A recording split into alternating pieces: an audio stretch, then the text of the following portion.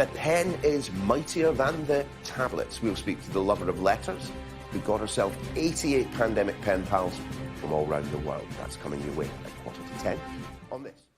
In this age of instant messaging, letter writing might seem like a lost art form, but my next guest proves that that's not the case. Liz McGuire keeps in touch with, count them, 88 pen pals scattered around the world. Very pleased to say that Liz has taken a break from the writing to join us on the programme. Liz, great to see you. Where did this all start? Is this something that you've had with you, since you were a kid? Good morning. Thank you very much for having me on today to talk about the letters. I started pen paling seriously just this summer. There's a program on Twitter called Penpalooza, which was started by the New Yorker writer Rachel Syme in the summer of last year. And there are now 12,000 people participating. So that's how I started pen paling, but it's evolved since then. Evolved is one way to put it. Got entirely out of control is perhaps another. 88 separate pen pals around the world. Now, I'm admiring your commitment, but that actually does suggest, you have to spend a bit of time on this, don't you? I do. So in my day job, I work as a marketer for an Irish jewelry company called My Irish Jeweler, and they're very, generous in letting me, turn over the computer at the end of the day and switch to a pen and paper. And so it's my kind of time to turn the screen off and write the letters at the end of the day. So I can usually write about 2 or 3 letters a day. And I think the most I've ever sent in a week is probably, 20 or 25. I'm a bit embarrassed to announce that. Okay, without breaking any confidences, of course, just tell us a little bit about your pen pals. There are a variety of places around the world. They are absolutely. So we are, being based in Dublin, we are still in lockdown. So the pen pals allow me to kind of travel and see parts of the world that, one hopes they would get to go to. Just yesterday, I was sending pen pal letters to Germany, Canada, and England. So it's really exciting to just be able to send a couple thoughts and, maybe some stickers to someone around the other side of the world and just tell them I'm thinking of them, especially as we're all isolating and in lockdown.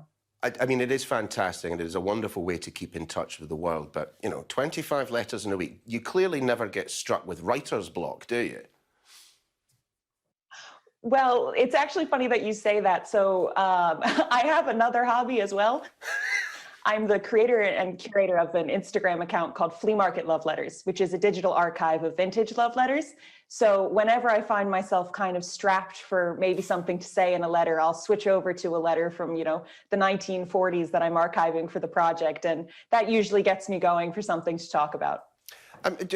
Why do you think it is that perhaps people have fallen out of love with pen pals, with letter writing? Look, everyone says it. When you get a letter, the first thing you say is how wonderful it is to receive a letter that doesn't have a window on it or hasn't been, scrawled in green crayon. To actually get a decent letter is wonderful. So why are we not reciprocating? Why are we not being like yourself and sitting down at the writing desk?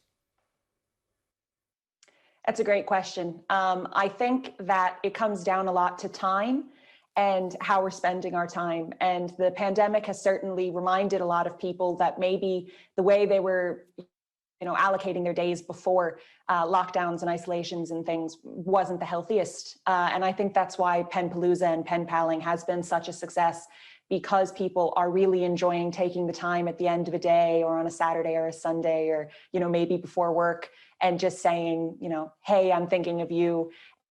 And I really think that if everyone just sat down today and wrote a letter, the world would be a much kinder place.